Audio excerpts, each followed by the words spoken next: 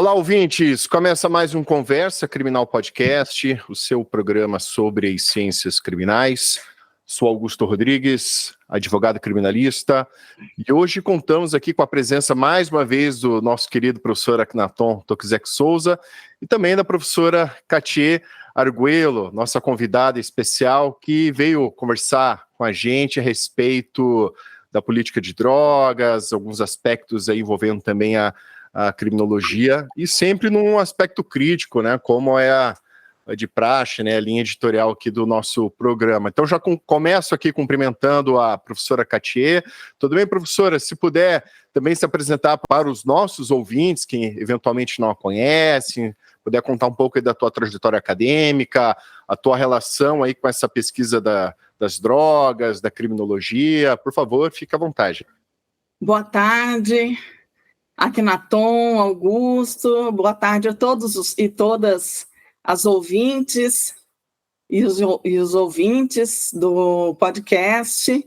É um imenso prazer estar aqui para falar sobre esse tema, que é um tema tão relevante, tão significativo para a criminologia e para a nossa sociedade.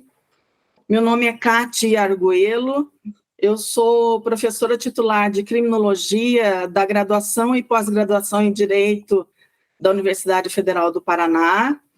Sou coordenadora do grupo de pesquisa Núcleo de Criminologia e Política Criminal, onde, entre diversos outros temas, como segurança pública, criminologia e racismo, criminologia e feminismo, a gente estuda também a política criminal de guerra às drogas. Basicamente, é essa apresentação. E também aqui contamos com o professor Akhenaton. Tudo bem, professor? Como é que vai?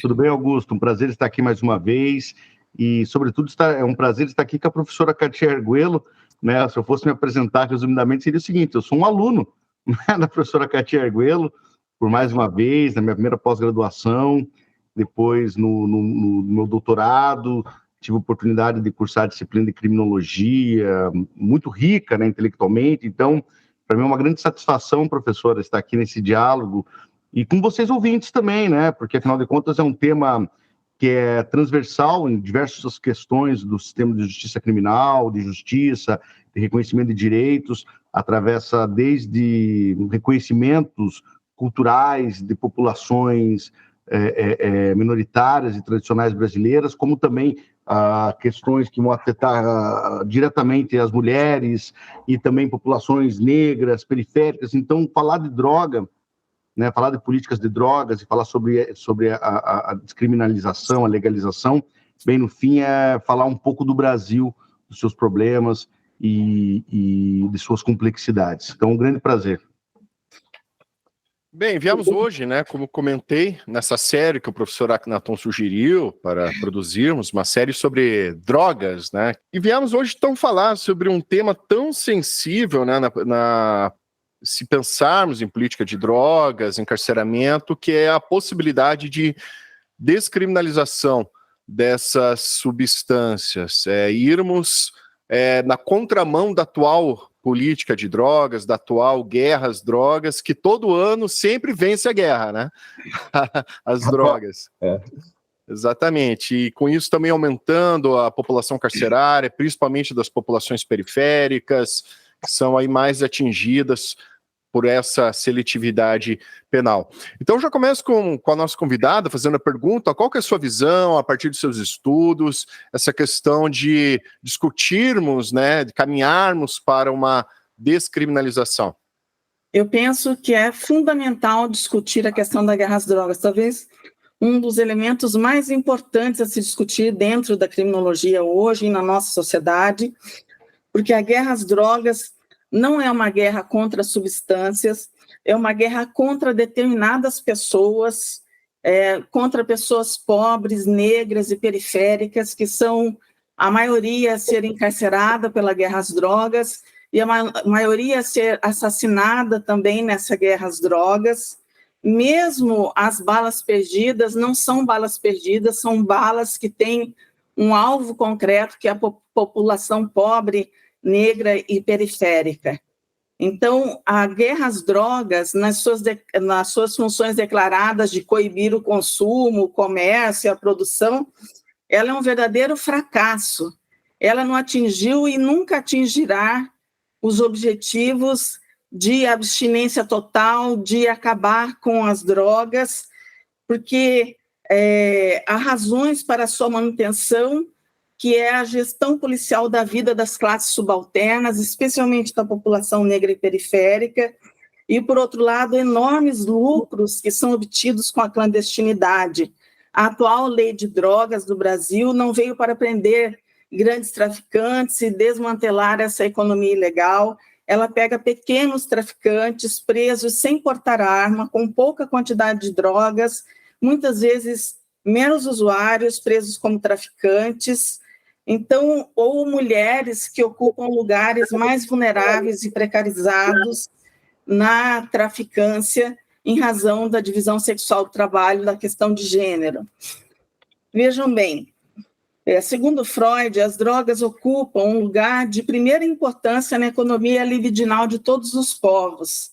As drogas são alimentos espirituais que consolam, anestesiam, estimulam, produzem êxtases, né? E razão de grande parte da sociabilidade que se faz em torno das drogas, né? Então, essas substâncias possuem, o seu uso constitui, né, o imaginário de uma própria felicidade, de uma conexão até com o prazer sexual, e por isso elas são objetos de imenso interesse político-econômico. O Henrique Carneiro já nos mostra isso, né?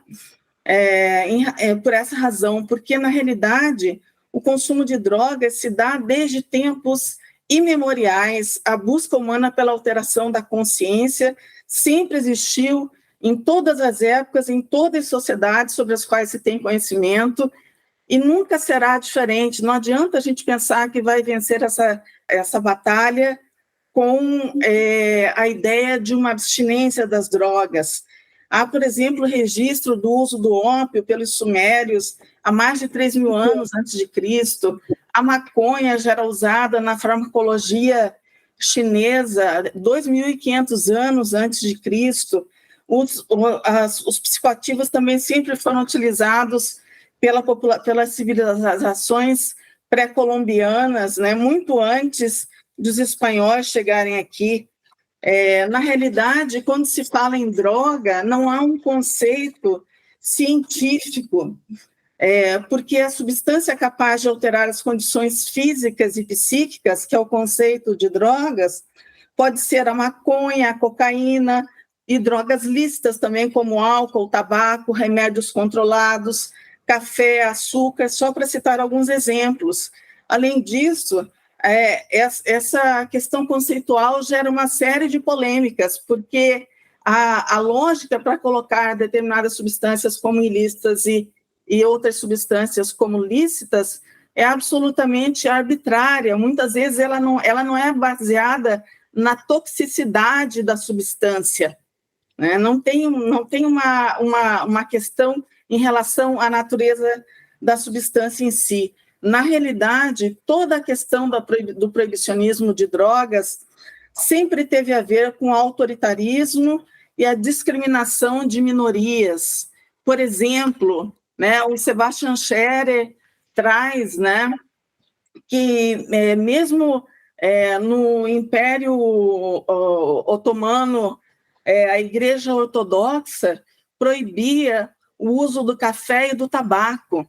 Para se ter uma ideia, em relação aos reincidentes, eles arrancavam as línguas ou matavam. O imperador Murad IV saía vestido de civil e matava os consumidores e traficantes do tabaco e do café, né? Na Rússia, antes de Pedro Grande abrir a Rússia à influência ocidental, os czares russos seguiam essa mesma lógica do Império Otomano de arrancar a língua dos fumantes reincidentes.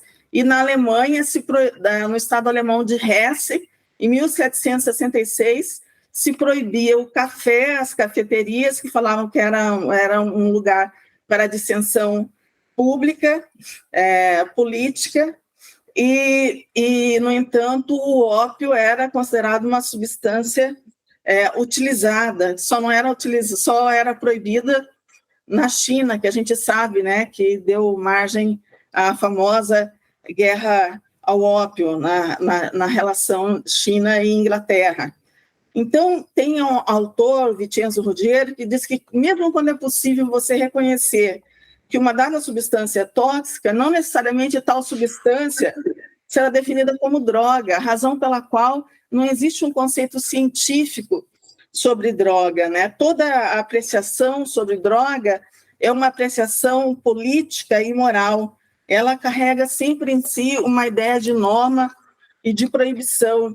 E há muitos preconceitos, muitos prejulgamentos em relação à questão das drogas.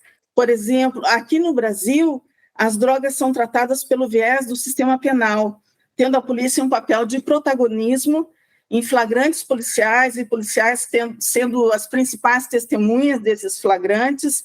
Em torno de 80% a 90% são casos de flagrantes, não há investigação, eles pegam os varejistas da droga, os aviões, esticas, mulas. A maioria essa maioria varejista é presa sem ter usado arma, enquanto isso a cifra de homicídio chega a 92%, a cifra oculta de homicídio chega a 92%. Ou seja, o que é mais importante investigar? Um homicídio ou um comércio de uma substância ilícita, né? Então, essa demonização das drogas e o caráter hediondo do crime de tráfico faz com que o judiciário acabe referendando escolhas feitas pela polícia. Porque o que é o tráfico de drogas? É um crime sem vítima, é um crime de perigo abstrato, um crime de mera presunção de perigo ao bem jurídico saúde pública, que, por sinal, é também um bem jurídico ideológico, porque potencial nocividade à coletividade, a gente pode dizer que os pesticidas e os fast foods também têm, e num grau muito maior, porque afeta desde os nascituros até a primeira infância, a adolescência, afeta todos nós, né? Veja só essa grande epidemia de câncer que está tendo no Brasil, né? E outras doenças crônicas provocadas por esses pesticidas e pela alimentação. Então, na realidade, o tráfico de drogas é um comércio que responde à lei da oferta e da procura. Enquanto houver procura, haverá oferta. Ninguém vai mudar o consumo de drogas pela razão das armas, né? O consumo continua aumentando em países proibicionistas, onde se encontram drogas mais pesadas, mais baratas e mais acessíveis, quando se tem pesquisas que demonstram, especialmente na União Europeia, em alguns casos de países menos proibicionistas, que há uma redução de em torno de 79% de uso de jovens de determinadas drogas, exatamente porque houve a descriminalização de determinadas drogas, né?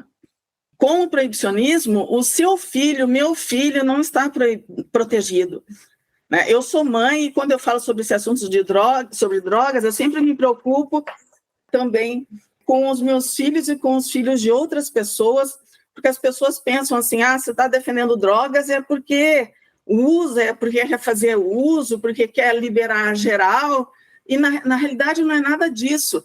É que eu sei que o proibicionismo é o maior problema das drogas, né? Os criminosos costumam fazer uma diferenciação entre os efeitos das drogas, entre os efeitos primários e efeitos secundários, sendo que os efeitos primários são aqueles ligados aos efeitos das substâncias, ou seja, aqueles efeitos negativos que precisam ser prevenidos porque produzem danos à saúde e risco de uso problemático de drogas.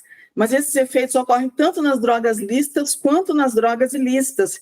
E a melhor forma de você minimizar esses efeitos é exatamente você fazer políticas públicas de prevenção, de educação, de acesso à saúde.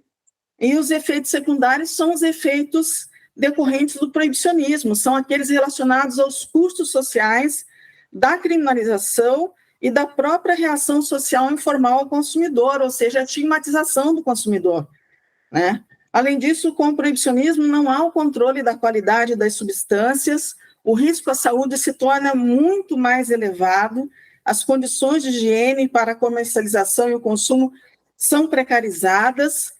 Além disso, a estigmatização do consumidor aumenta o sofrimento dele e de seus familiares, dificulta que ele saia de uma condição de uso problemático.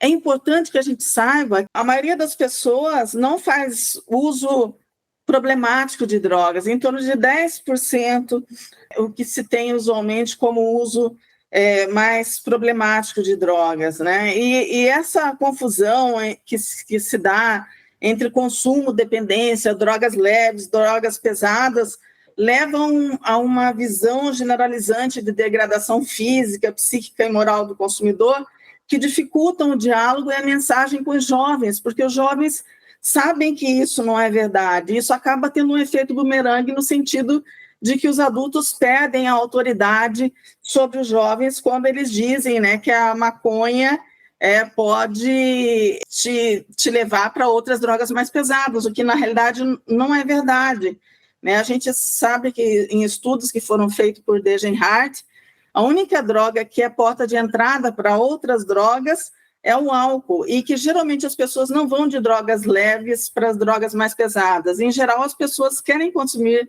drogas das formas mais leves, mas o proibicionismo lhes impede isso, né? Porque o proibicionismo é que leva a essa lei de ferro de que as drogas sejam cada vez mais pesadas, tanto que quando houve um controle maior da cocaína, surgiu o crack, né? Foi do controle social da cocaína, né? Do controle repressivo da cocaína que surgiu o crack, né? Que surgem drogas mais potencialmente danosas ao organismo.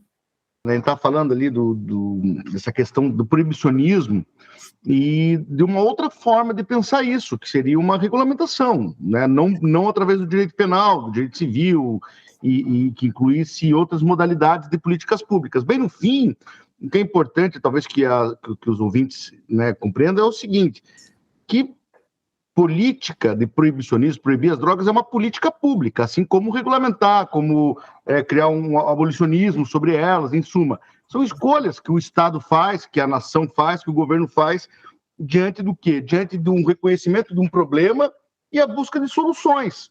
Agora, eu acho que a grande questão aqui é o seguinte, nós não reconhecemos o problema, criamos problemas imaginários, então é como se você estivesse na tua casa cheio de escorpiões e você fizesse, né, o problema, você achasse que os escorpiões têm uma origem baseada no espontaneísmo, né? Ou seja, essa teoria biologicista antiga. E você cria todo um aparato para poder evitar os escorpiões baseado numa crença, baseado numa imaginação, num algo que não é factível. E isso, obviamente, vai distorcer todo o aspecto da política pública, vai criar dados falsos, vai criar falsas interpretações, vai criar todo um jogo político em torno de uma grande ficção. Por quê? Porque o nosso problema não está associado, como muito bem falou a professora, associado à substância em si, mas é o contexto em que a substância está inserida, sobretudo uma sociedade desigual, capitalista, e isso não é levado em conta. Então, obviamente, as soluções que se busca a partir desse reconhecimento, né, desses problemas, a partir da lógica do direito penal, ainda tão mais ilusória do que o próprio problema criado. Então, pensando talvez os problemas que a proibição gera, talvez nos mostre um caminho muito direto às possibilidades e a importância de discutir a legalização. E a minha pergunta era a seguinte para você, professora Katia. De todos os problemas que nós temos relacionados ao proibicionismo, ou seja, essa política sobre as drogas que vai gerar efeitos, um dos mais nefastos, sem dúvida, é o processo de encarceramento, né, ou de criminalização primária, secundária, que afeta toda uma série de populações, mas especificamente afeta muito severamente as mulheres. Eu acho que os dados de encarceramento de mulheres presas por questão de drogas quase chega, né, supera às vezes 90%, né? Então, isso tem outras consequências secundárias vinculadas à própria questão de gênero.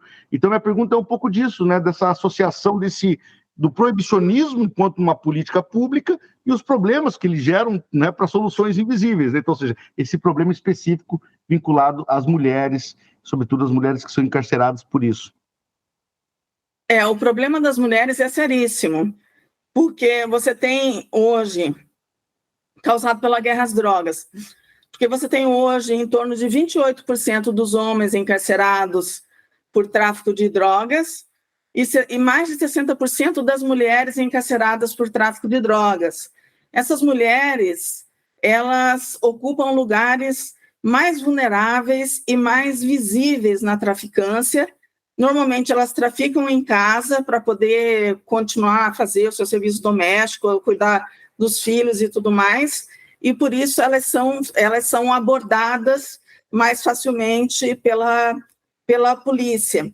Em torno de 87% das mulheres encarceradas são mães, e 65% delas não têm o pai no lar para compartilhar a educação dos filhos. O que acontece é que, muitas vezes, essas mulheres, quando são pegas, elas perdem até o poder familiar sobre seus filhos, ou seja, nós estamos deixando crianças órfãs em razão dessa guerra às drogas.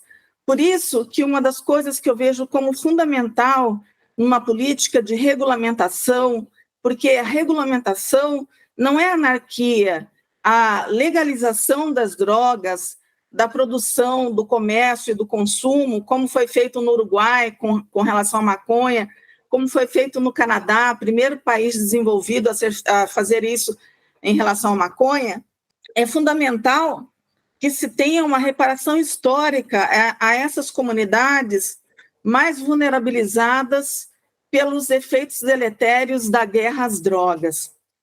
Isso é fundamental, né?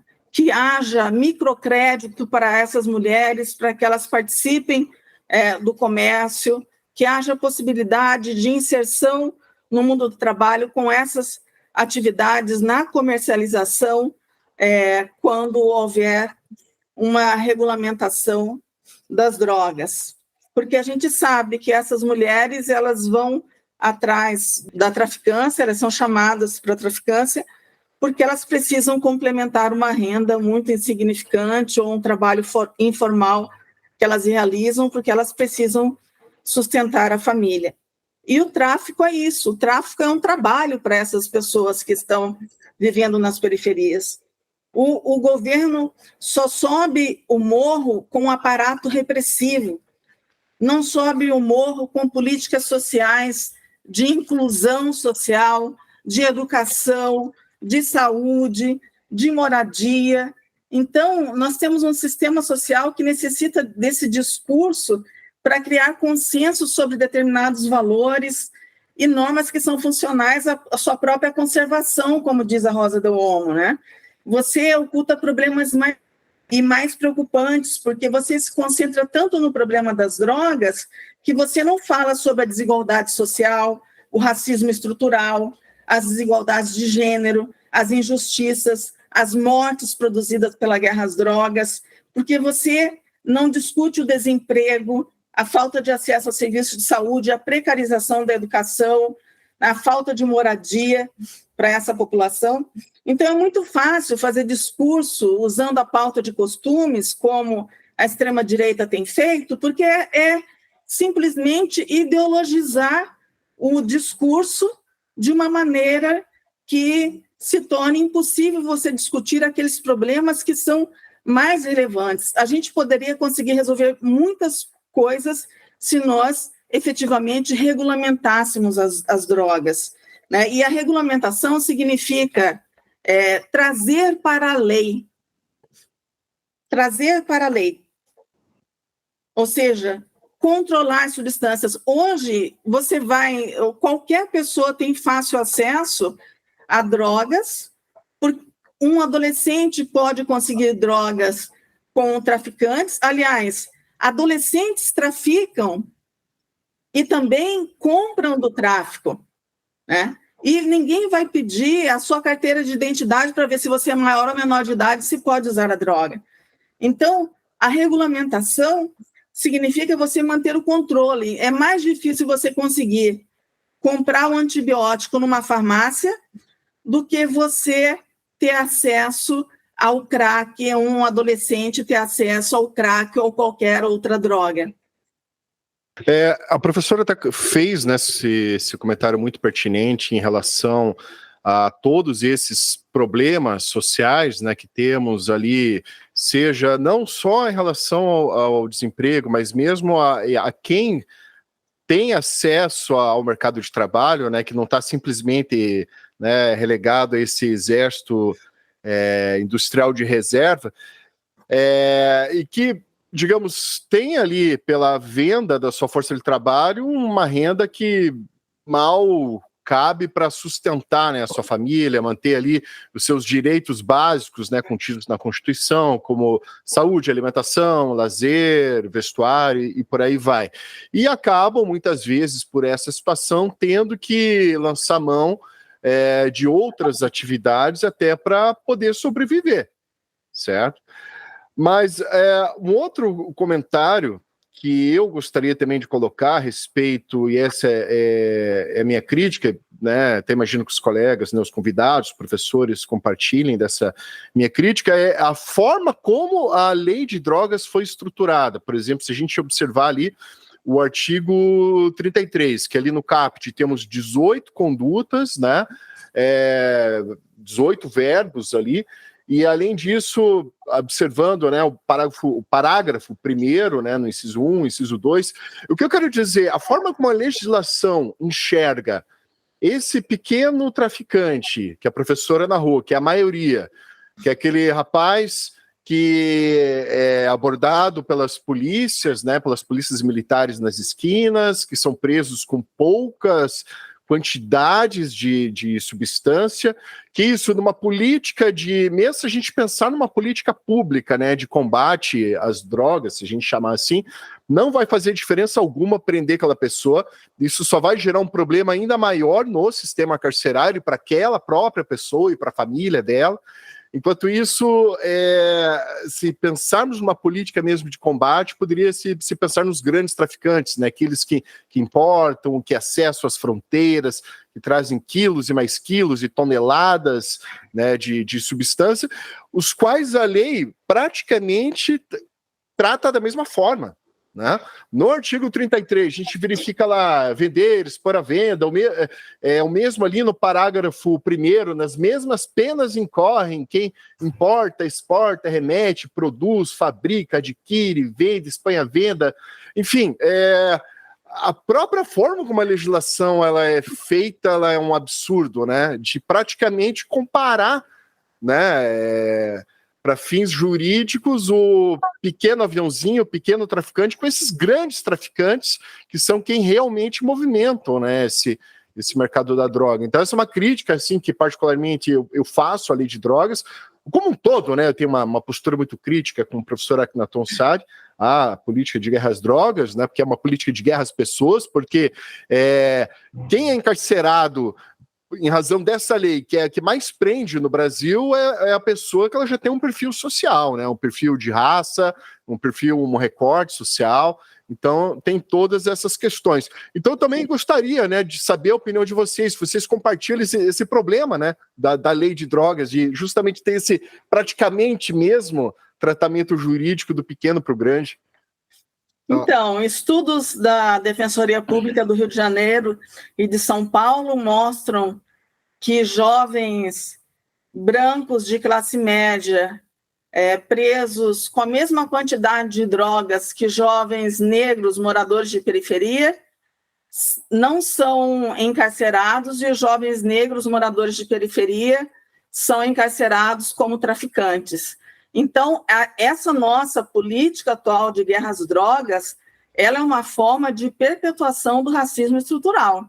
Aliás, né, desde o início, né, se a gente pensar que nosso país foi o primeiro a criminalizar a maconha. Em 1830, quando se criminalizou o pito de pango, ou chamado fumo de Angola, que, em razão da nossa herança escravocrata, associou o uso dessa droga à vagabundagem, sendo que, na realidade, porque os usuários, que eram majoritariamente negros, se recusavam, às vezes, a trabalhar ou se rebelavam contra o sistema, e eles acreditavam que era por conta do uso da cannabis. E eles não viam que o problema era, na realidade, em razão do tratamento desumano que esses seres humanos recebiam durante a escravidão.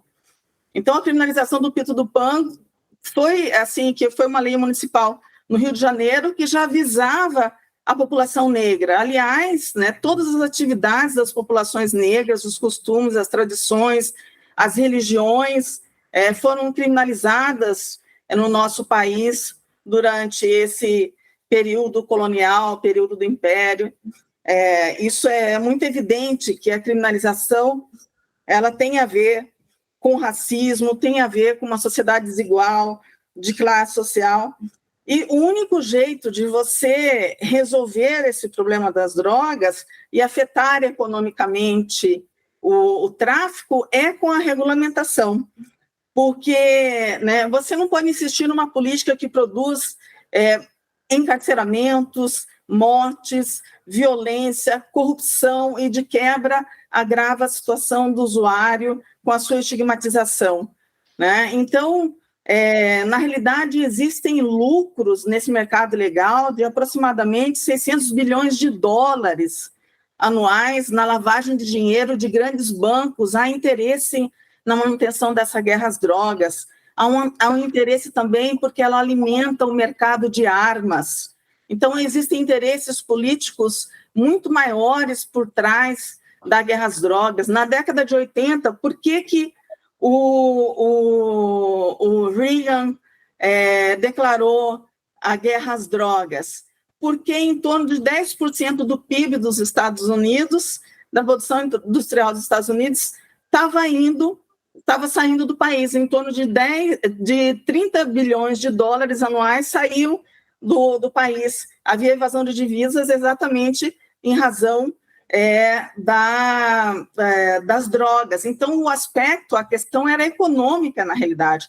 Sempre o aspecto é econômico, político, geopolítico, e é diluído no aspecto individual e psiquiátrico, como diz a Rosa de Olmo, né? A questão das drogas. E as pessoas falam, não, mas e aquelas pessoas que usam drogas e ficam violentas com as suas famílias? Bem, o proibicionismo está aí para mostrar que mesmo com o proibicionismo elas continuam usando, e está pior, porque não tem acesso a tratamento. Pelo menos a pessoa não vai ser criminalizada e vai ter acesso a tratamento, como Portugal fez com a descriminalização de todas as drogas nos anos 2000, né, fazendo com que reduzisse o uso da droga mais problemática que eles tinham em 50% em menos de 10 anos, que era a heroína.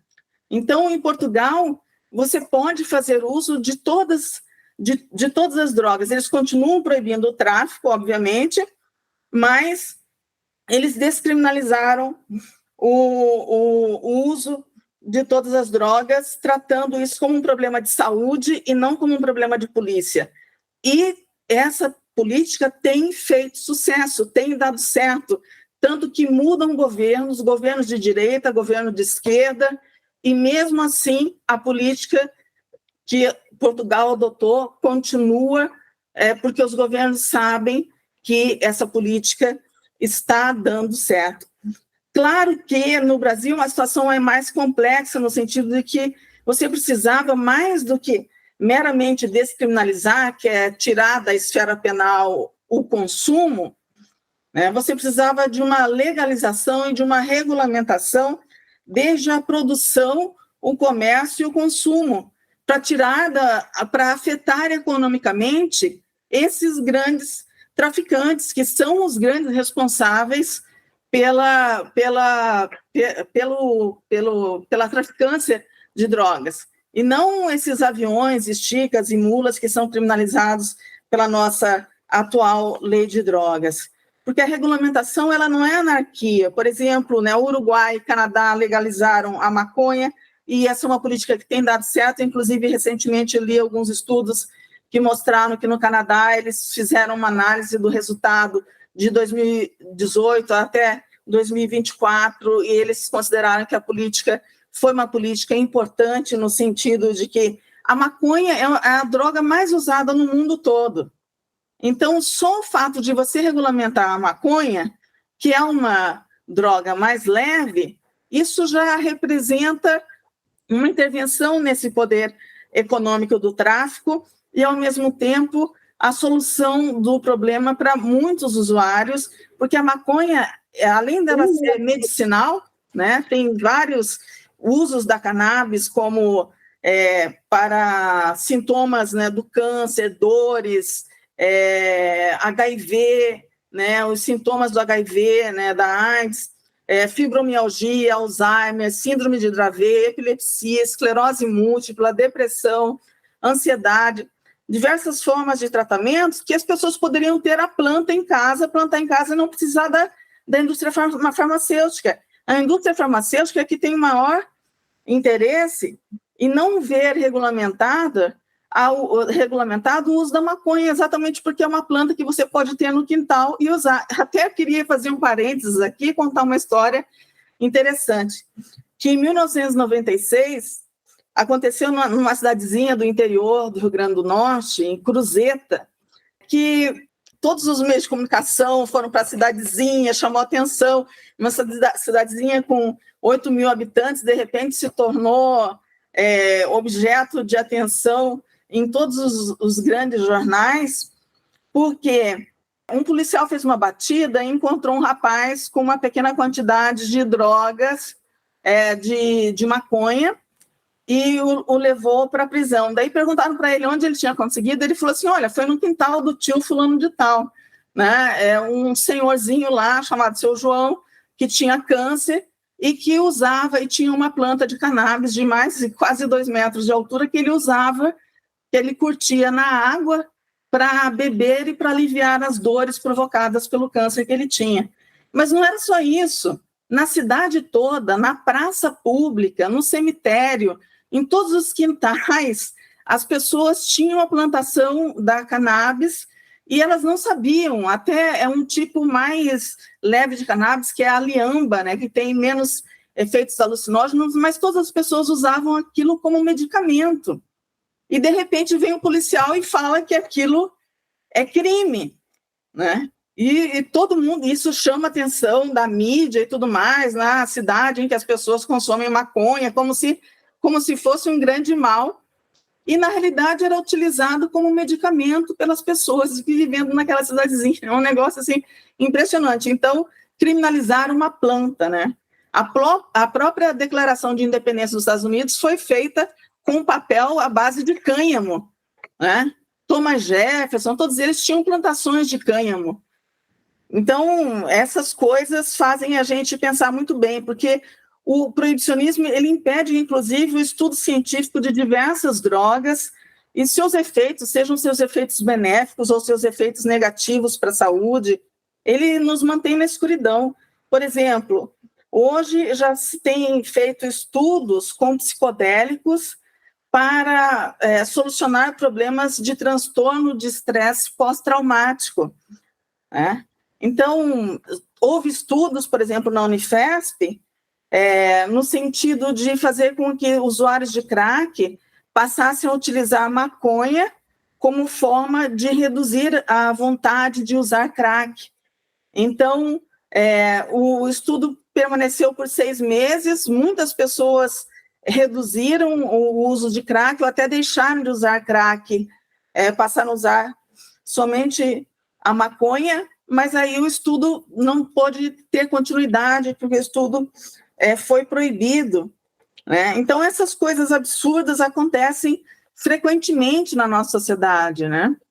O Elisaldo Carlini, né, que era um senhor de 87 anos, que já infelizmente já faleceu, especializado em psicofarmacologia na Universidade de Yale, nos Estados Unidos, foi um dos principais pesquisadores de substâncias psicoativas no Brasil, especialmente a cannabis. Ele dedicou 60 anos da sua vida ao estudo dessa erva, e ele teve que responder ao inquérito policial por apologia ao crime, sem ter sido especificado qual era o crime pela promotora de justiça, diga-se de passagem. Foi intimado a depor e prestar esclarecimento, porque ele tinha convidado o Ras Geraldinho para fazer uma palestra no evento científico que ele promoveu. Ele chamou diversos cientistas de diversas áreas e chamou o Ras Geraldinho, que, por sinal, nem era um traficante, mas estava preso como traficante. O Ras Geraldinho, para quem não sabe, era um líder da religião Rastafari, que tinha na sua chácara plantado alguns pés de maconha, porque a maconha é utilizada nos rituais da religião Rastafari. E ele foi preso como traficante. Então, só pelo fato de ter convidado, a promotora se sentiu ameaçada e falou que estava fazendo apologia ao crime. É uma coisa absurda, né?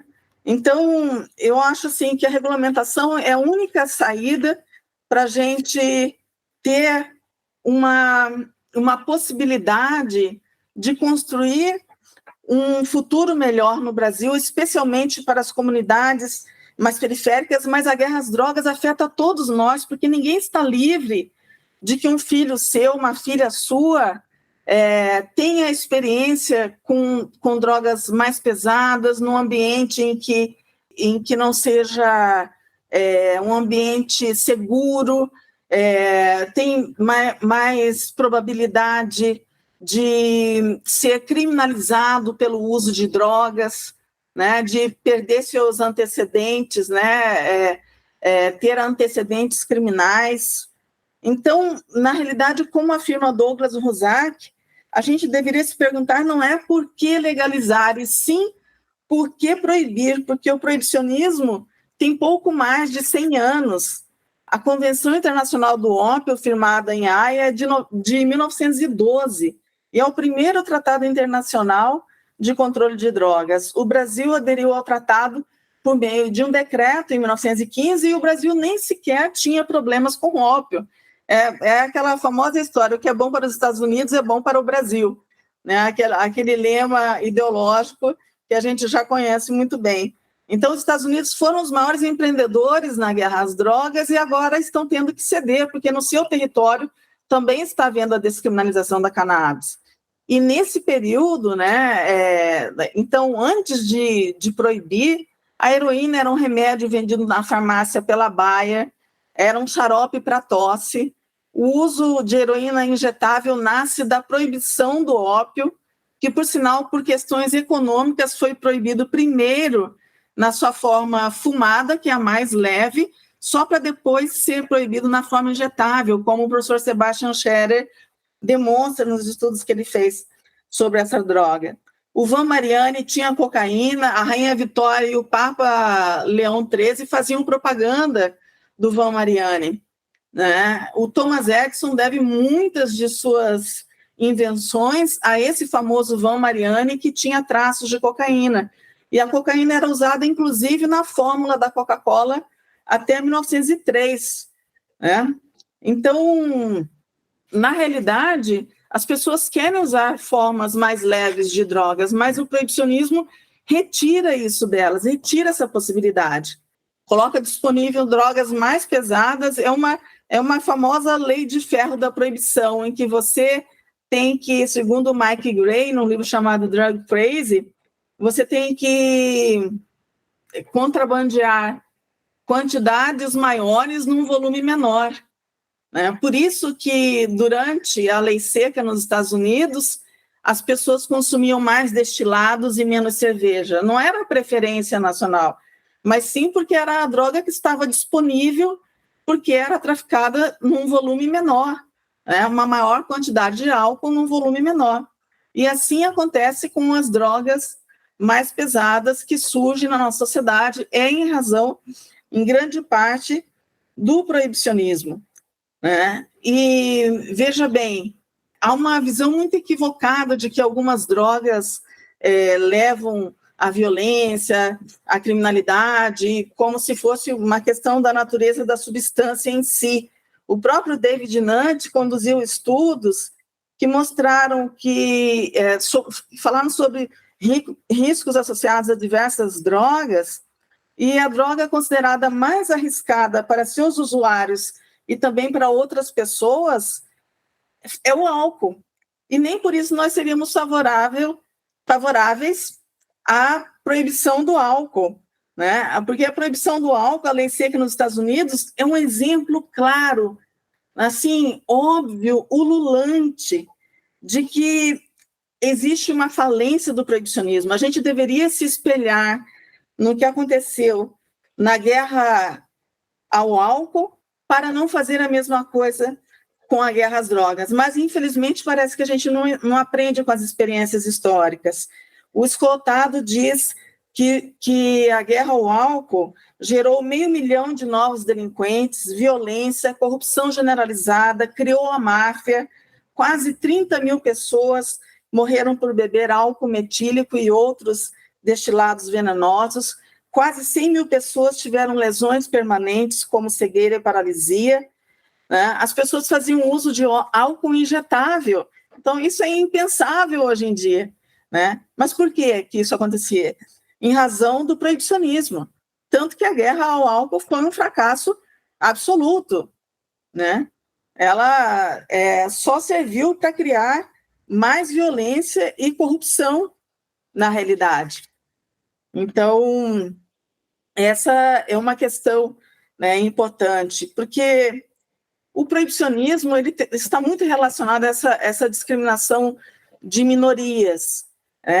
O próprio Halstead Act, por exemplo, de 1914, né, que criou restrições legais ao ópio, à heroína, à cocaína, que eram amplamente utilizados na medicina da época, se fez isso por uma questão xenofóbica contra os chineses, por exemplo, né, a proibição do álcool fumado, porque diziam que esses fumantes de ópio chineses se confraternizavam com mulheres de classe alta americana, e isso gerava um certo alarme social. Então, além disso, também por outros interesses, que os chineses foram para os Estados Unidos construir uma ferrovia na Flórida em torno de 1860 até 1890, e aí eles ocupavam empregos, trabalhos, porque trabalhavam como mão de obra mais barata, substituindo os americanos. Então, criou-se uma xenofobia muito grande em relação aos chineses. E proibir a substância que eles usavam normalmente, que era, no caso, o ópio fumado, foi uma forma de atingir, de discriminar essa minoria. A própria cocaína, ela era fornecida nas plantations aos escravos para estimular o trabalho, para reduzir a fome, e ela se tornou demonizada posteriormente, né? Surgiu o mito de ataques sexuais de mulheres brancas por homens negros, surgiu o mito do super-homem negro cocainizado, que é a coisa mais ultrajante que a gente possa imaginar. A polícia começou a utilizar bala de calibre 38 e não mais de calibre 32 para parar esse homem negro cocainizado, né? Então, aqui no Brasil, se a gente para pensar, a maioria dos presos por tráfico e das vítimas dos homicídios provocados pelas polícias são pessoas negras. 83% dos homicídios provocados pela polícia são de pessoas negras. Aqui no Paraná mesmo, nós temos uma população negra que corresponde a 30%, e em torno de 58% dos homicídios são praticados contra a população negra. Então, tudo isso é bastante significativo, né? Só para vocês terem uma ideia, teve uma coisa que me chamou muita atenção, que foi uma pesquisa que foi concluída em 2016 pela Fiocruz, que ela foi encomendada pelo governo da presidenta Dilma Rousseff, A maior pesquisa já feita sobre a questão das drogas no Brasil foi feita pela Fiocruz, e essa pesquisa teve resultado em 2016. Essa pesquisa, e a Fiocruz é uma entidade extremamente responsável, extremamente de confiança mesmo para realizar pesquisas. Fizeram pesquisa em milhares de domicílios, em centenas de cidades, e a pesquisa mostrou que, na realidade, não havia uma epidemia do crack como se queria demonstrar. Não havia uma epidemia do crack e que, na realidade, a única droga utilizada de forma mais epidêmica no Brasil era o álcool, né? Então, o governo Temer, né, que é o governo golpista, ele fez questão de manter em segredo essa pesquisa. Veja bem, o poder público gastou 7 milhões de reais para fazer uma pesquisa. O mínimo que se pode fazer é que se dê publicidade a essa pesquisa para que todos os estudiosos possam fazer a crítica à pesquisa. É assim que se faz a crítica à pesquisa, não escondendo a pesquisa embaixo do tapete para que ninguém veja o resultado, porque o resultado não é aquilo que você queria que fosse, né? Não era aquilo que ele queria que fosse e não era aquilo que foi sustentado pelo próprio governo Bolsonaro, né, posteriormente. E como resultado disso, não sei se vocês se lembram, mas em março de 2018, um dos primeiros atos da Damares e do Osmar Terra foi exatamente o de ter utilizado, de ter criticado, fizeram uma espécie de guerra à pesquisa. O Intercept até usa esse termo, fizeram guerra à pesquisa. E eles, porque o que eles queriam? Dar dinheiro para comunidades terapêuticas, que a gente sabe muito bem, trabalhando com a ideia de internamento compulsório, com a ideia de abstinência, com todas essas visões equivocadas que a gente sabe que não resolve o problema do usuário. E eles investiram 154 milhões de reais em comunidades terapêuticas. Então, a grande questão é que não se discute quando, quanto, como, onde você vai investir para fazer o tratamento das pessoas usuárias problemáticas, apenas aqueles que fazem uso problemático de drogas. Então, há o interesse do governo também, no sentido de farinha pouca, meu pirão primeiro. Ou seja, a gente sabe as razões pela qual Osmar Terra defende as comunidades terapêuticas, né? Então, foi exatamente isso que aconteceu nesse período, né? E, professora, na época a gente comentava que era Osmar terraplanismo, né? Porque além das opiniões, das intervenções públicas que ele fazia e faz até hoje sobre a questão das drogas, esse combate veemente à ciência que se debruça sobre esse problema social, porque acho que essa é a grande questão, né? Há um problema, né? Qual que é o problema? Pessoas podem fazer o uso abusivo de substâncias. Qual que é a solução? Vamos proibir. Vamos dizer que não pode nenhuma, que ninguém vai usar, e vamos usar isso um sistema penal, né, uma estrutura dogmática, de forma equivocada. E aí, né, aquela outra pergunta, Augusto, ela é muito interessante. E assim, primeiro ponto, eu queria dizer o seguinte: ouvir a professora Katia é um grande prazer, porque, de fato, é muito volumoso os dados, as informações, a história, o conteúdo que faz a gente crer que o proibicionismo é um problema e que a legalização é a solução, né? É uma das soluções, e não é tudo também. Se legalizar, só por legalizar, se não fizer certo, não vai resolver muita coisa. Mas se a gente for localizar, qual que é o problema da lei de drogas, né? Assim, o cara tem uma situação, as pessoas fazem uso abusivo de substâncias. Você vai criar uma estrutura penal que é mal feita, cujo bem jurídico é abstrato e espiritualizado. Como é que se demonstra, né, pericialmente uma lesão à saúde pública? Então, se não tem lesão, se não tem vítima, a única forma de você fazer processo criminal é violando direitos, porque não tem uma vítima, não tem alguém para reclamar. Como é que se investiga isso? Exatamente. É violando o processo, é violando prova, é violando, distorcendo e torcendo as teorias penais, o que gera um grande absurdo, cria um imbróglio para nós. Porque além do problema eventual do uso abusivo que as pessoas podem ter, que não são protegidas pela lei de drogas, pelo contrário, são vitimadas ainda, né? Você cria o próprio imbróglio do proibicionismo. Então, e por isso também não é assim, isso não é feito porque as pessoas são burras ou ignoram a realidade. Isso é feito porque tem interesse, como muito bem falou a professora Katia Arguello. Há um lucro na mazela, há um lucro na fome, na desigualdade. Então, me parece que a política, que o uso do direito penal para essa questão, não só distorce a teoria penal, como diz muito bem o Sebastian Scher, o professor Cirino, qualquer pessoa que vai estudar dogmática, né, vai estudar o que é o tipo penal, o que ele está protegendo, o que é bem jurídico. Isso não existe na nossa prática penal brasileira, né, sobretudo em relação às drogas. Cria um outro problema, que não protege aqueles que supostamente seriam as vítimas, seriam aquelas pessoas que deveriam ser protegidas, porque, afinal de contas, né, elas também os vitimam.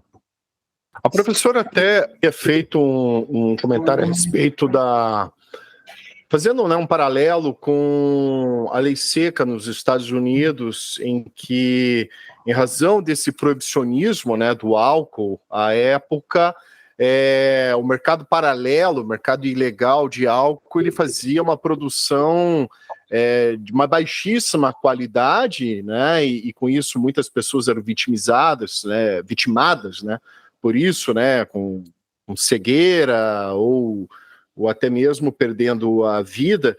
E pelo que eu percebi, acho que é essa pergunta que eu faria, né, se a gente pode fazer esse paralelo com a questão do consumo das substâncias, né, das drogas e o proibicionismo, né, porque a professora citou que nem o ópera fumado, ou que nem o que deu, né, a origem, posteriormente o proibicionismo acabou dando origem até a heroína injetável, ou se a gente pensar, né, essa questão até dessas drogas sintéticas que hoje vão surgindo, que são cada vez mais problemáticas. Pela tua visão, professor, a gente pode fazer esse paralelo que o proibicionismo ele colabora, digamos, com essa produção de substâncias cada vez mais nocivas à saúde, em razão da legislação, do ordenamento jurídico penal privar o uso dessas substâncias que estão aí na natureza, né? A cannabis está na natureza, o próprio ópio, enfim. Qual que é a tua visão a respeito? A senhora acredita mesmo que esse proibicionismo ele contribui com isso? Sim, o proibicionismo faz com que as drogas se tornem mais acessíveis, mais baratas e mais pesadas. Isso é uma lógica, né, do proibicionismo.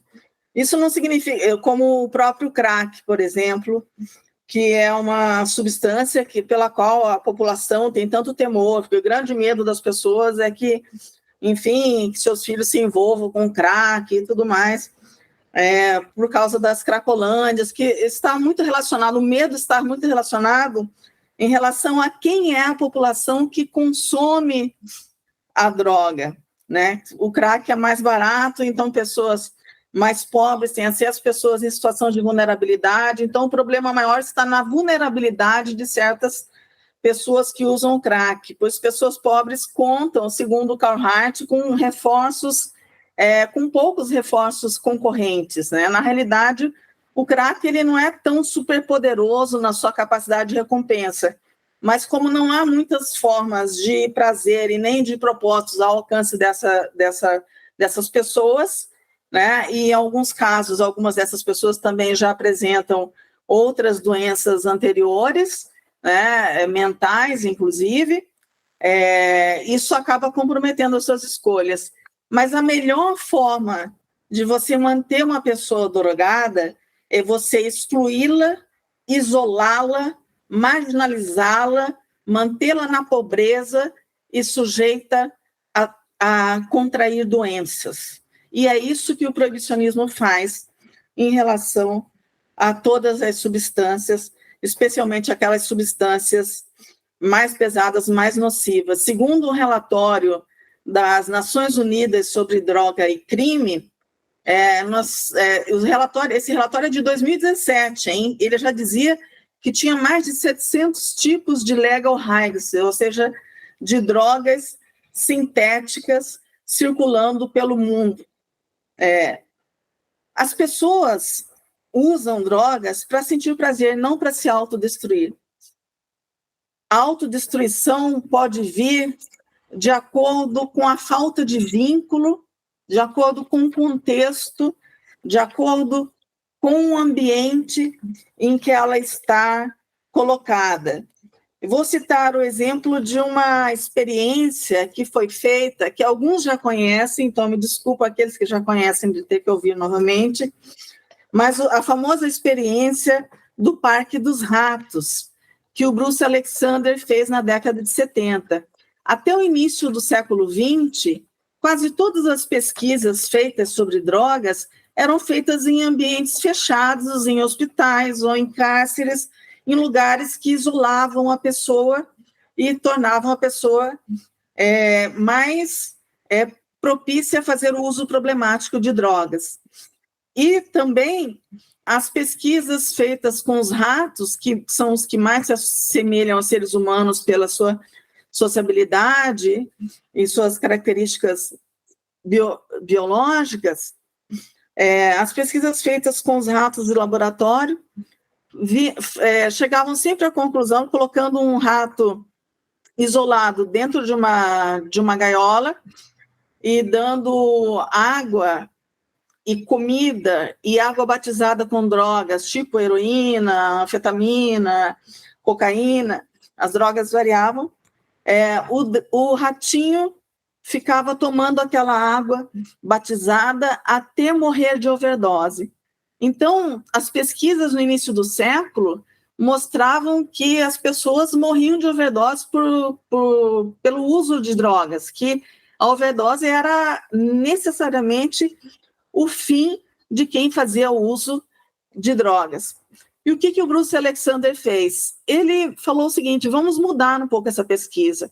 Ele colocou uma gaiola 200 e poucas vezes maior do que aquela na qual inicialmente eram feitas as pesquisas, colocou outros ratinhos e ratinhas, e ali eles tinham estímulos, brinquedos,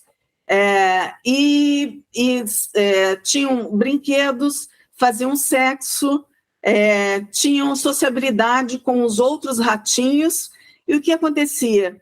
Com as mesmas substâncias, eles faziam uso da água normal, faziam uso da água batizada e não morriam de overdose. Então, dos 100% de morte de overdose que ocorria na jaula dos primeiros ratinhos que foram estudados no início do século XX, para essa experiência do Bruce Alexander, chegou a 0% de morte por overdose.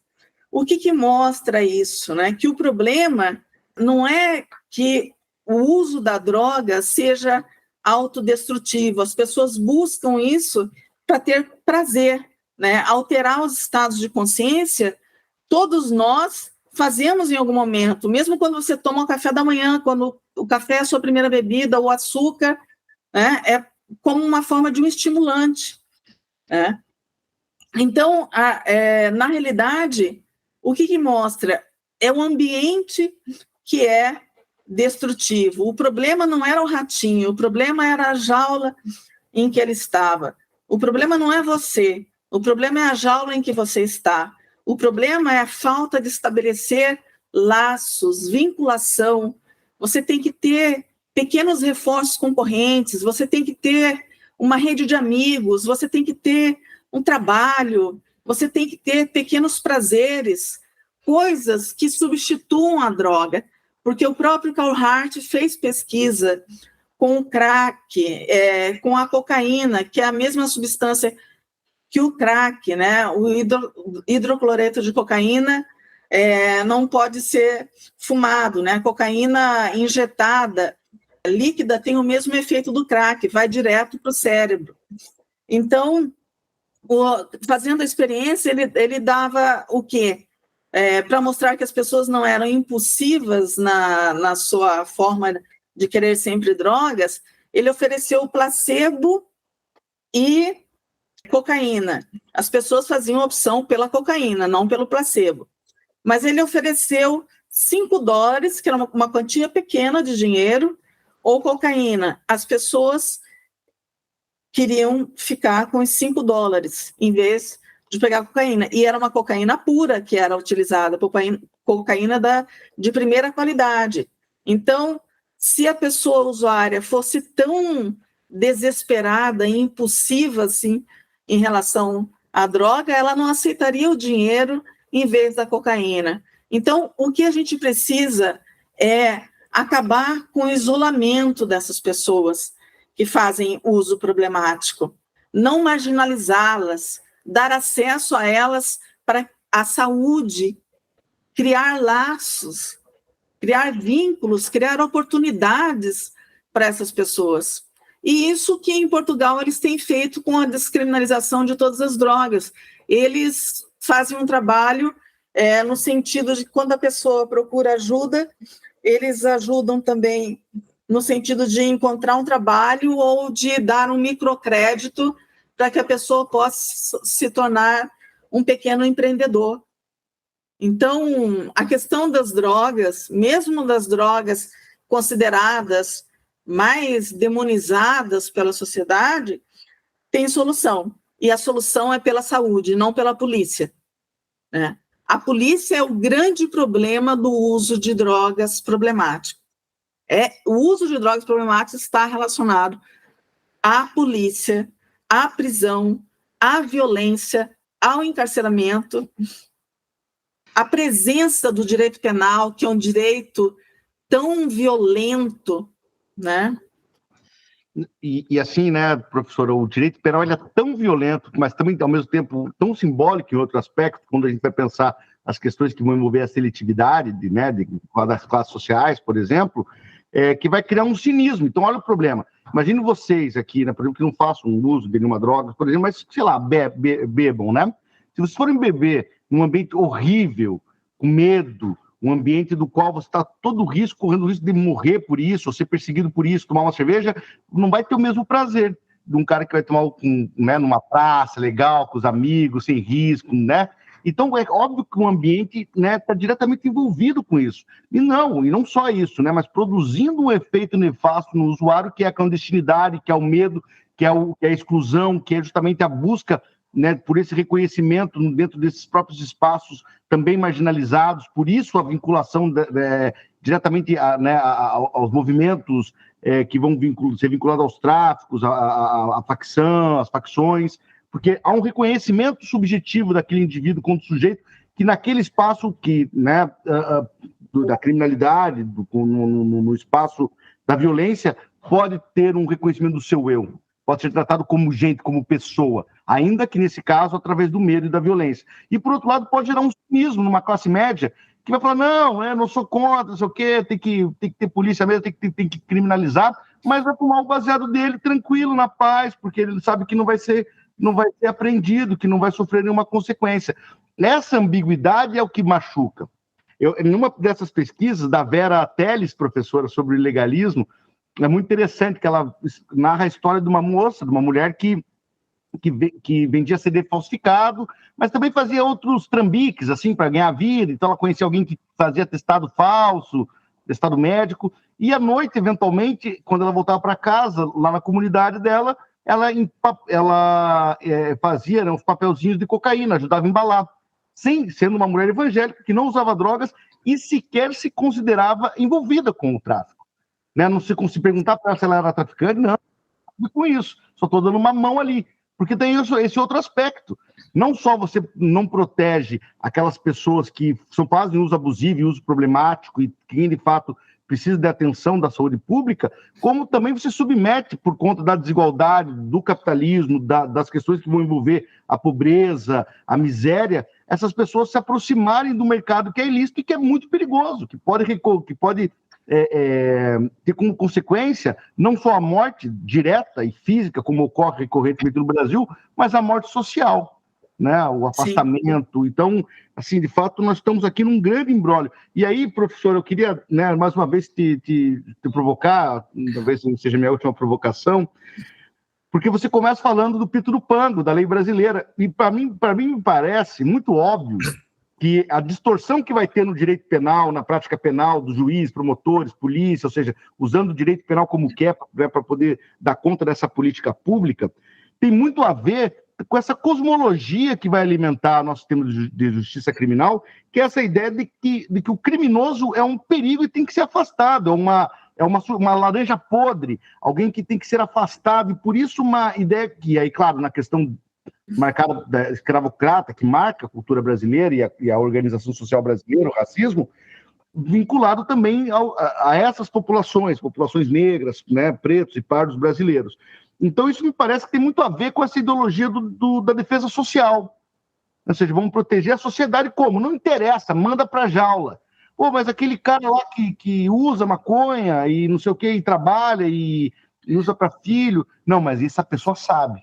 Ela sabe, né? Ela é, né, como se ela fosse melhor. Então, ou seja, ela usa de maneira quase que implícita uma régua racializada, assim, ou social, né? Que não, você sabe, aquela pessoa sabe, mas aquele lá da família, você não sabe, você vai matar a mãe, vai cometer crimes. Então, né, na tua percepção, professora, essa ideologia da defesa social, assim, que me parece tão marcada na cultura jurídica penal brasileira, ainda que não normativamente, ou seja, ainda que normativamente a gente possa, e dogmaticamente, teoricamente, o direito penal possa dizer que não, a gente já não tem mais essa leitura, a leitura é outra, me parece que essa está na mentalidade, está, né, gravada, marcada na pele de todos os operadores do sistema de justiça criminal, do tipo, ó, nós temos que proteger as criancinhas, né, e qual criancinha? Essas criancinhas têm classe, têm cor, sabem onde que se mora. Contra quem? Contra aquelas outras lá que vão invadir, que são perigosas, que vão poluir, que vão contaminar, que vão, né, por assim dizer, né, fazer o perigo social. Então, minha pergunta é essa, na opinião da professora, como é que você pensa essa questão da defesa social, professora? Exatamente isso, eu concordo plenamente com você, eu acho que, de certa forma, você já respondeu à questão, a ideologia da defesa social, né? Especialmente o princípio de que a sociedade é o bem e o criminoso é o mal, de que a nossa sociedade é uma sociedade boa, que nós temos os, entre aspas, homens de bem, e o criminoso é o mal, né? Aquilo que tem que ser extirpado, excluído da sociedade. Quando, na realidade, a gente sabe, através da cifra oculta da criminalidade, que a maioria da população é criminosa e apenas uma minoria é criminalizada, que a única diferença entre autor de crimes e não autor de crimes é que os autores foram aqueles que foram descobertos e foram rotulados como criminosos, porque existem tantos tipos penais, existem mais de 1.800 tipos penais, é quase impossível em algum momento da vida você não incorrer em algum tipo de infração penal, né? Então, só para ter uma ideia, né? Calúnia, difamação, injúria, que é praticada constantemente pela internet, uso de substância ilícita, beber e dirigir, assinar a lista de presença para o colega na faculdade, tantos tipos de falsidade ideológica, né? Atestado médico falso, o crime praticado tanto pelo médico quanto pela pessoa que apresenta o atestado. Enfim, há tantos tipos penais que, na realidade, a única conclusão que a gente poderia chegar é de que somos todos criminosos e, na realidade, apenas uma minoria é criminalizada de forma seletiva pelo direito penal, porque o direito penal não é igual para todos, ao contrário daquilo que diz a ideologia da defesa social. E outra ideia que é muito complexa é de pensar que a nossa sociedade é o bem, porque a nossa sociedade é uma sociedade dividida em classes, é uma sociedade classista, é uma sociedade profundamente desigual, é uma sociedade onde você tem o racismo estrutural, é uma sociedade onde você tem desigualdade de gênero, é uma sociedade que comete crimes de homofobia, que é homofóbica, é uma sociedade muitas vezes intolerante com a diversidade. Então, essa sociedade do bem é uma sociedade racista, classista, que trata a mulher com tanta desigualdade, é uma sociedade que é o bem? Né? Então, o problema são esses defensores da lei e da ordem, né, que esquecem que a ideia de ordem é exatamente um conceito político, né, que é manter o status quo, exatamente, manter uma sociedade de classe, manter uma sociedade racista, manter uma sociedade desigual do ponto de vista da questão de gênero. Então, isso, de certa maneira, toda a ideologia da defesa social, todos os princípios lá da ideologia da defesa social estão presentes nos argumentos desses que são favoráveis à criminalização do uso e à criminalização do comércio de drogas, né? Como disse o John Greaves, né? Nós deveríamos fazer a seguinte pergunta: quais são os benefícios de mantermos uma política de drogas tal qual nós a temos? Existem benefícios? Parece-me que todos esses dados que foram colocados mostram que não.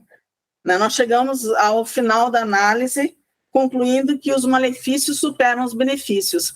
Então, se os malefícios superam os benefícios, né, se você viola direitos, especialmente direitos fundamentais, se você viola o direito da pessoa que é consumidora de drogas, por exemplo, que querem agora com essa PEC 45 criminalizar qualquer quantidade de drogas para uso, né?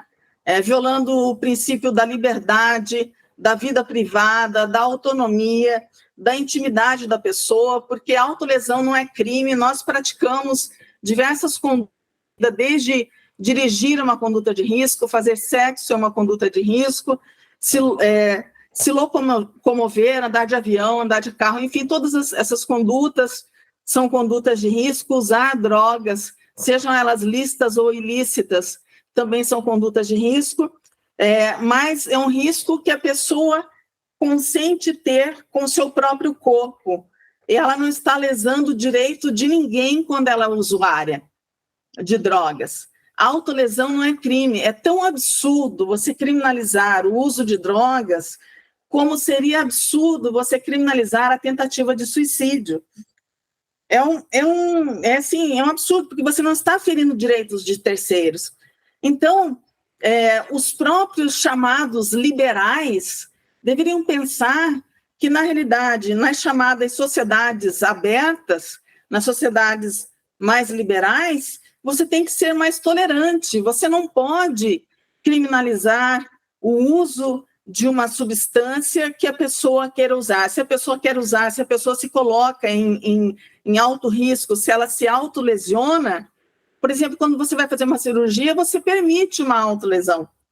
Quando você vai colocar um piercing ou fazer uma tatuagem, você permite uma autolesão.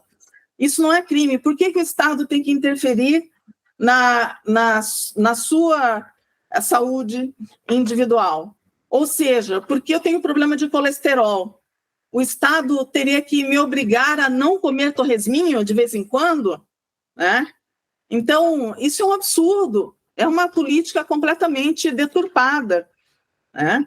Então, não só com o usuário, mas com a própria questão do comércio de drogas, isso tem que acabar, isso tem que ser regulamentado. Né? E regulamentação não é anarquia, é a única forma de você retomar o controle. Né? Então, a gente precisa de políticas públicas de desencarceramento, de legalização e regulamentação das drogas, formas de ampliar políticas de redução de danos. Nós precisamos, efetivamente, é importante que se fale, especialmente para esse atual governo que está aí, reforçar o potencial do SUS, especialmente dos CAPS-AD, do tratamento de saúde mental, tratamento de pessoas que fazem uso de drogas, com políticas de redução de danos e não políticas que levem a pessoa às comunidades terapêuticas, que é o lugar onde acontecem tantos abusos, tantos maus tratos, torturas, trabalho forçado, muitas coisas negativas têm acontecido nessas comunidades terapêuticas, pode ser até objeto de um outro debate nosso numa outra oportunidade, né? Tem pessoas muito boas para tratar disso, né? Como o professor Altieres, Demar Frei, enfim, a professora Virgínia, da Psicologia, da Federal também, né? Então, é isso, né? Nós temos que pensar numa política de drogas alternativa que retire da esfera penal a questão das drogas, que não seja mais um caso de polícia, mas sim um caso de saúde, e de saúde individual, tratamento do indivíduo. Exatamente, a professora citou, e uma crítica que o professor Akhenaton sempre faz, e a professora mesmo reforçou isso, né, a questão de qual que é o bem jurídico tutelado, é um crime que deixa vítima, a gente sabe que é um bem jurídico abstrato, né, que é uma dita saúde pública, né, que é tutelada, mas que essa guerra às drogas gera ali um número de vítimas muito maior, né? A gente observa esse estado violento, esse estado policialesco, né, adentrando as comunidades e deixando ali vários, né, mortos, né, vítimas, né, em todas essas operações que a gente vê, né, nas grandes cidades, tudo em nome da guerra às drogas, enquanto daí a gente volta no questionamento, mas qual que é o bem jurídico tutelado, né, essa saúde pública, não seria realmente muito melhor fazer uma política pública, né, realmente uma política de saúde pública, em pensar uma questão de uma política de redução de danos, enfim, pensar em alternativas, né, a essas questões. Mas não, a gente tendo um olhar crítico, a gente sabe que a finalidade muitas vezes é outra, né, realmente o encarceramento, o genocídio negro que a gente observa aí nas periferias do Brasil, o encarceramento, né, que com a lei 11.343 de 2006 aumentou muito, e a gente sabe que também encarceramento é um negócio, tem empresas que lucram com o encarceramento, seja ali no fornecimento da marmita, ou no pessoal que faz ali a limpeza, a segurança, né, que até hoje a segurança nas unidades carcerárias é terceirizada, ou nas discussões de terceirização de construção e manutenção de unidades carcerárias. Então a gente vai vendo que com o neoliberalismo, com a expansão do capital, cada vez mais elementos da sociedade vão se tornando mercadoria, e hoje o encarceramento também é uma mercadoria, né? Também é mais uma forma aí de acúmulo do capital. Então é importante fazermos essas críticas todas, né? Não só o direito, mas também essa política pública, né? Que tem uma finalidade. Então é realmente muito importante a gente pensar o direito de forma crítica, né? Como eu sempre falo, o direito ele não é uma mera criação do pensamento jurídico, ele não é uma mera criação que está ali positivada, né, nos ordenamentos. Não, o direito ele é um fruto dessas relações sociais e de poder, né? Todas essas questões são debatidas no nosso Congresso Nacional, há grupos de interesse aí por trás, né, como a professora citou, farmacêuticas que não têm interesse numa regulamentação, né, do plantio da cannabis, né, se a dona de casa, se a mãe pudesse plantar essa cannabis em casa, isso não iria afetar o interesse, eventualmente, de alguma farmacêutica, né? E a mesma farmacêutica que muitas vezes está financiando campanhas de deputados, senadores, fazendo lobby, grupo de pressão. Então a gente não pode ter essa visão ingênua do direito e deixar que é tudo bonitinho, que tudo está positivado, que isso vai para os tribunais, que vão analisar com aquela frieza e tecnicalidade da lei. Não, tudo tem ideologia, tudo tem, não só no judiciário, como no próprio Ministério Público. O professor Akhenaton citando que na pesquisa dele ele foi entrevistado, não lembro se era um promotor ou um juiz, e daí sobre a questão de drogas, e daí questionando, mas como é que você estuda essa questão de drogas, né? Qual doutrina você utiliza? Eu utilizo o Olavo de Carvalho. Cara, que é um cara Que é um horror. O cara, além de ser um baita reacionário, pseudocientista, que... Bom, o cara é um terraplanista, assim, da pior espécie, sabe? E a gente vê como isso influencia uma parte do judiciário. O magistrado que eu trabalhei por alguns anos, ele estava lá. Uma vez um livro, né, daquele lá, acho que é Como Não Ser um Idiota, do Olavo, na mesa dele. Ele não deve ter lido o próprio livro, né? Certamente hoje em dia o Olavo não está lendo nada, né? Não sei por quê, faz tempo que ele não lê nada, né? Nem escreve nada, né? Felizmente ele não escreve nada. Para o bem da humanidade. Para o bem da humanidade. Então, assim, todas essas questões que a gente tem que pensar e quais são as consequências dessas ações do Estado, né? Dessa política toda. Quem é afetado com isso, quais são as populações que são afetadas com isso. Então a gente tem que realmente pensar o direito muito além da letra fria da lei, porque são questões que afetam a vida das pessoas, né? Uma frase que eu vi recentemente de um convidado aqui do nosso programa, que já foi assessor de juiz também, ele citou que é uma coisa que mexia muito com ele, que ele... 20 minutos que ele fazia uma minuta de uma sentença, ele condenando uma pessoa a 20 anos de prisão.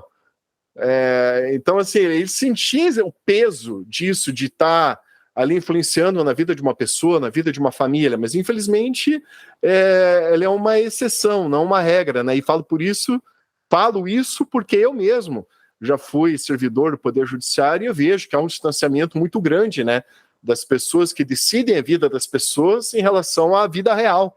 A vida real. Enfim, foi um prazer aqui ter esse bate-papo aqui com a professora Katia, com o professor Akhenaton.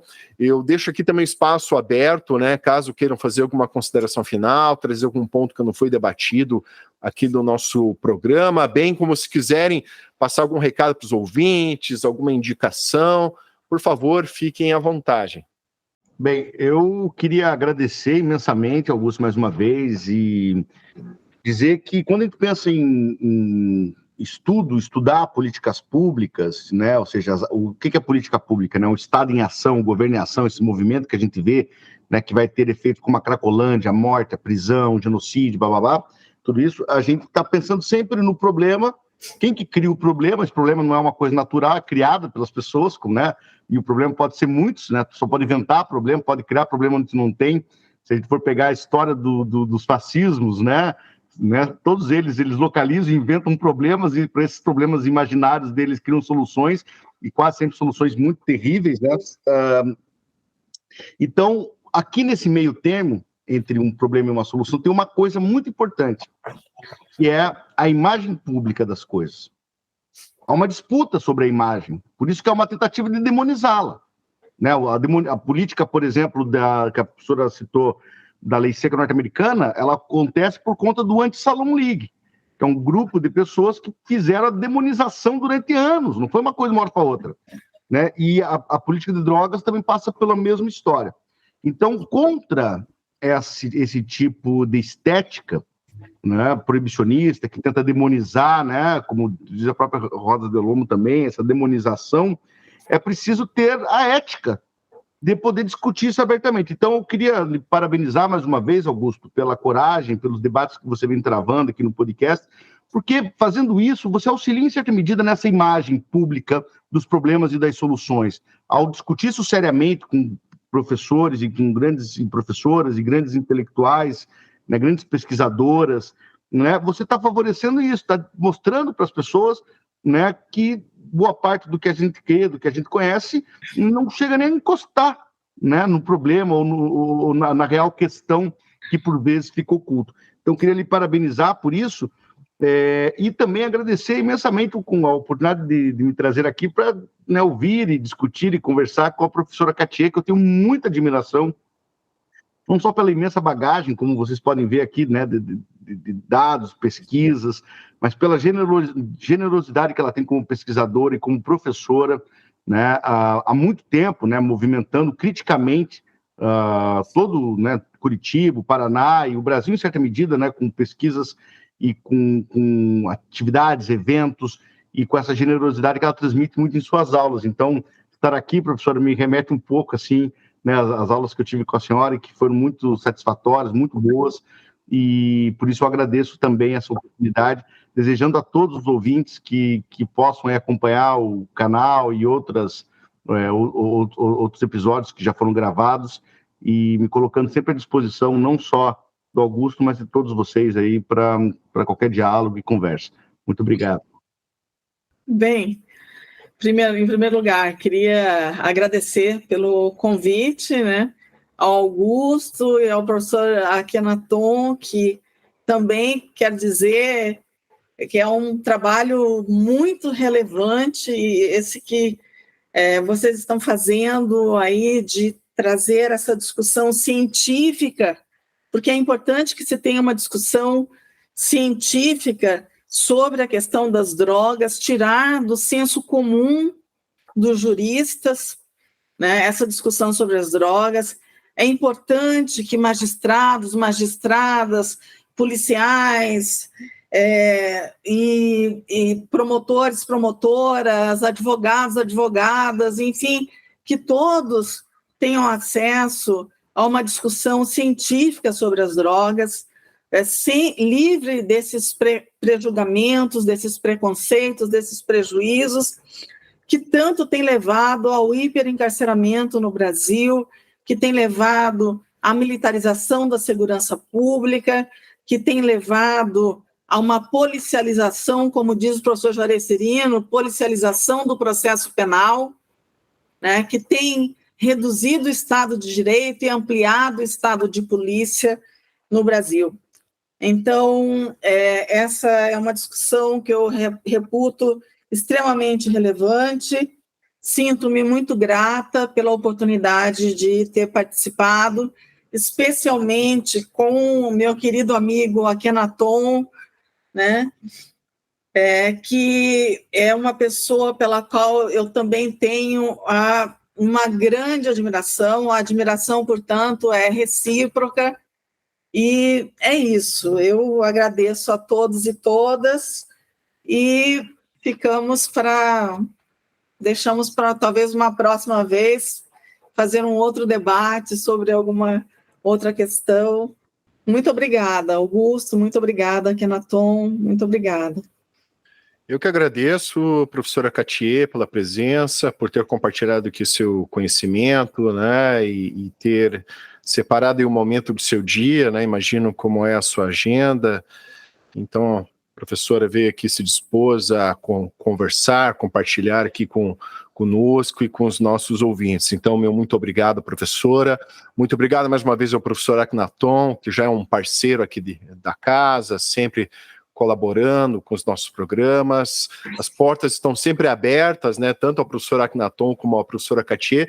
E também, professora, espero que esse seja o primeiro episódio de muitos, né? A professora que também é do Paraná, aqui de Curitiba, assim como eu, é um prazer. A gente recebe, né? Temos aí a felicidade de recebermos professores aí de várias regiões do Brasil, mas é uma alegria, uma satisfação ter alguém aqui da nossa terra da gente, né? Como a gente fala. Eu sei que a professora é da região do Mato Grosso, mas é professora aqui da Universidade Federal do Paraná, então é um privilégio contar aqui com alguém que é professora aqui na nossa região. Então, meu muito obrigado. E agradeço em especial você, ouvinte, que nos acompanhou até esse momento, e te peço uma gentileza. Se você conhece alguém que possa se interessar por esse conteúdo, por favor, nos ajude compartilhando esse episódio, pois assim vamos propagando o conhecimento. Esse foi mais um Conversa Criminal Podcast. Até a próxima e um grande abraço a todos.